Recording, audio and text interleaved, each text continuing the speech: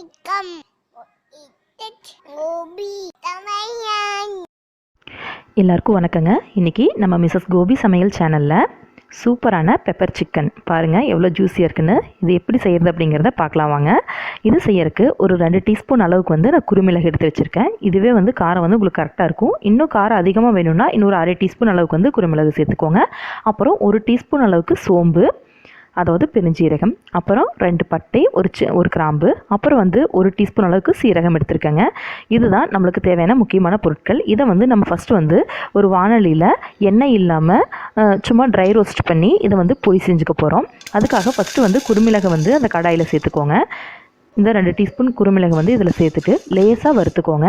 குருமிளகு லேசாக சூடாகிற சமயத்தில் இது கூட நம்ம எடுத்து வச்சுருக்க அந்த 1 டீஸ்பூன் சீரகத்தை சேர்த்துக்கலாம். கூடவே அந்த 1 டீஸ்பூன் அளவுக்கு சோம்பு இதையும் சேர்த்துக்கிட்டு இது கூட அந்த பட்டையும் கிராம்பு சேர்த்துக்கலாங்க.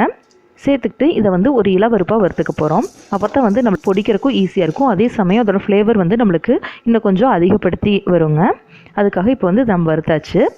ரொம்ப கலர் சேஞ்ச் ஆக தேவையில்லைங்க. லேசாக அந்த மணம் வர வரைக்கும் நீங்கள் வறுத்திங்கன்னா போதும். இப்போ வறுத்துட்டு இதை இந்த மாதிரி ஒரு கல்லில் நான் போட்டு தட்டி பொடி பண்ணிக்க போகிறேன். நீங்கள் மிக்சர் ஜாரில் கூட சேர்த்துட்டு நல்லா பொடிச்சு எடுத்துக்கலாம். நம்மளுக்கு இது ரொம்ப ஃபைன் பவுடராக வேணும் அப்படின்னு அவசியம் இல்லைங்க. லைட்டாக தருதருப்பாக இருந்தாவே போதும். பாருங்கள், நான் இந்த அளவுக்கு அரைச்சி எடுத்திருக்கேன். உங்களுக்கு பார்த்தாவே தெரியும். இப்போது இதை நம்ம ரெடி பண்ண ஆரம்பிச்சிடலாம். ஃபஸ்ட்டு இந்த சிக்கன் செய்கிறதுக்கு ஒரு கடாய் அடுப்பில் வச்சுக்கோங்க. அதில் தேவையான அளவு எண்ணெய் விட்டுக்கோங்க. எண்ணெய் நல்லா சூடானதுக்கப்புறம் இதில் கொஞ்சமாக கடுகு சேர்த்து பொரிய விட்டுக்கோங்க. நான் ஒரு 3 டீஸ்பூன் அளவுக்கு எண்ணெய் விட்டுருந்தேன். இப்போது கடுகு பொரிஞ்சதுக்கப்புறம் பச்சை மிளகாய் 2 பச்சை மிளகாய் மட்டும் சேர்த்துக்கலாம். நம்மளுக்கு குருமிளகுல இருக்கிற காரமே போதுமானது. அப்புறம் கருவேப்பிலை சேர்த்துட்டு அது பொரிஞ்சதுக்கப்புறம் நீள்வாக்கில் நறுக்கி வச்சுருக்க ஒரு பெரிய வெங்காயத்தை சேர்த்துக்கலாங்க. சேர்த்துக்கிட்டு இப்போ இதையெல்லாம் நல்லா வதக்கி விட்டுடலாம். இப்போது வெங்காயம் நல்லா வதங்கணுங்க. இதுக்கு பச்சை மிளகாய் நான் ஒரு ஃப்ளேவருக்காக தான் சேர்த்துருக்கேன். இதுக்கு நம்ம மிளகாய் தூளோ இல்லை வரமிளகாய் இதெல்லாம் எதுவுமே சேர்க்க தேவையில்லைங்க. இப்போது இதையெல்லாம் நம்ம நல்லா வதக்கி விட்டுடலாம். வெங்காயம் நல்லா வதங்கினா தான் இதுக்கு டேஸ்ட் நல்லா இருக்குங்க. இப்போ வெங்காயம் நல்லா வதங்கினதுக்கப்புறம் நான் பொடியை நறுக்கி வச்சுருக்கேன். ஒரு 4-5 பல் பூண்டு சேர்த்துக்கிறேன். கூடவே ஒரு சின்ன துண்டு இஞ்சியை பொடியை நறுக்கிட்டு சேர்த்துருக்கேன். நீங்கள் இதுக்கு பதிலாக இஞ்சி பூண்டு பேஸ்ட் சேர்த்துக்கலாம். வேணும்னா இந்த மாதிரி பொடியை சேர்க்கும்போது டேஸ்ட் நல்லா இருக்குங்க. அதனால் இந்த மாதிரி குட்டி குட்டியாக நறுக்கி சேர்த்துருக்கேன். இப்போது இஞ்சி பூண்டு இதெல்லாம் நல்லா வதங்கினதுக்கப்புறம் நம்ம அரைச்சி வச்சுருக்கோம்ல நம்மளுடைய மசாலா பவுடர், அதை இது கூட சேர்த்துக்கலாம். அவ்வளோதாங்க. சேர்த்துக்கிட்டு இதை நல்லா இந்த வெங்காயத்தை கூட கலந்து வர மாதிரி நல்லா வதக்கி விட்டுருங்க. இந்த மசாலாலாம் எண்ணெயில் கருகி போகாமல் பார்த்துக்கோங்க. இந்த மசாலா பவுடர் சேர்க்கும்போது தீயை ரொம்ப மீடியம் ஃப்ளேம் இல்லாட்டி லோ ஃப்ளேமில் வச்சுக்கோங்க. இப்போ நம்ம எடுத்து வச்சுருக்க 1/2 கிலோ கோழிக்கறி சேர்த்துக்கலாம். நான் இன்றைக்கி நாட்டுக்கோழி எடுத்துருக்கேங்க. இப்போது இந்த நாட்டுக்கோழி இந்த மிளகு வறுவல் செய்கிறதுக்காக உள்ளே சேர்த்தாச்சு. நீங்கள் பிராய்லர் சிக்கனில் செய்கிறீங்கன்னா வேக வைக்கிறதுக்கு தண்ணி குறைவாக சேர்த்துனா போதும். ஆனால் நாட்டுக்கோழி தண்ணி அது மூழ்கிற அளவுக்கு சேர்த்தணும். அதே சமயம் நம்மளுக்கு வேகிறதுக்கும் கொஞ்சம் டைம் எடுத்துக்கும். இப்போ பாருங்கள், இதை ஃபஸ்ட் நம்ம இருக்கிற மசாலாவில் நல்லா மிக்ஸ் ஆகிற மாதிரி நல்லா கலந்து விட்டுடலாம். ஏன்னா நம்ம வேக வைக்கிறதுக்கு முன்னாடி நல்லா எண்ணெயில் லைட்டாக வதங்கிடுச்சுனா தான் அந்த ஃப்ளேவர் நல்லாயிருக்கும். இப்போது சிக்கன் நல்லா வறுத்தாச்சுங்க.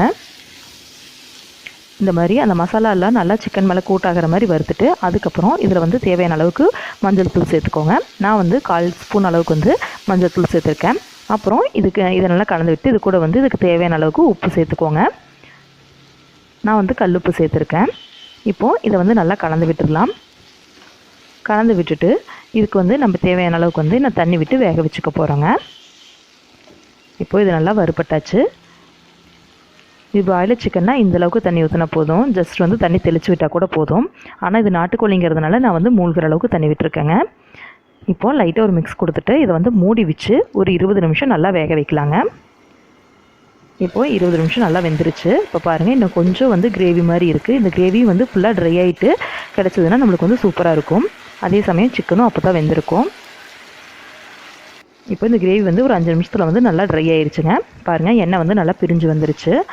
இந்த மாதிரி நம்ம ஃபுல்லாக வறுத்து எடுக்கும் போது பெப்பர் சிக்கன் நல்லாயிருக்கும். நீங்கள் அந்த கிரேவி பதத்தில் வேணுனாலும் வச்சுக்கலாம். அதுவும் டேஸ்ட் நல்லாயிருக்கும் சாதத்துக்கெல்லாம். இப்போ பாருங்கள், நல்லா ஃப்ரை பண்ணியாச்சு. அவ்வளோதான், நம்மளுடைய சூப்பரான சுவையான கோழி மிளகு வறுவல் ரெடி. இந்த பெப்பர் சிக்கன் ரெசிபியை எல்லோரும் உங்கள் வீட்டில் ட்ரை பண்ணி பாருங்கள். ட்ரை பண்ணி பார்த்துட்டு எப்படி இருந்துச்சு அப்படிங்கிறத மறக்காமல் கமெண்ட்டில் தெரியப்படுத்துங்க. இந்த ரெசிபி நீங்கள் நினைக்கும் போது சட்டுன்னு செஞ்சு முடிச்சிடலாங்க. ரெஸ்டாரண்ட் ஸ்டைலில் ரொம்ப சூப்பராக இருக்கும். நீங்கள் ரெஸ்டாரண்ட்டாக போய் சாப்பிட்ணுன்னு அவசியம் இல்லை. நீங்கள் எப்போ தோணுதோ அப்போ சட்டுன்னு செஞ்சு இந்த ரெசிபியை உங்கள் வீட்டில் இருக்கிற எல்லாத்துக்கும் ஹாப்பியாக சர்வ் பண்ணலாம். மறக்காமல் மிஸ்ஸஸ் கோபி சமையல் சேனலை இது வரைக்கும் சப்ஸ்கிரைப் பண்ணாமல் இருந்தீங்கன்னா கண்டிப்பாக சப்ஸ்கிரைப் பண்ணிக்கோங்க. கூடவே அந்த பெல் பட்டனையும் ப்ரெஸ் பண்ணிக்கோங்க. ரொம்ப நன்றி.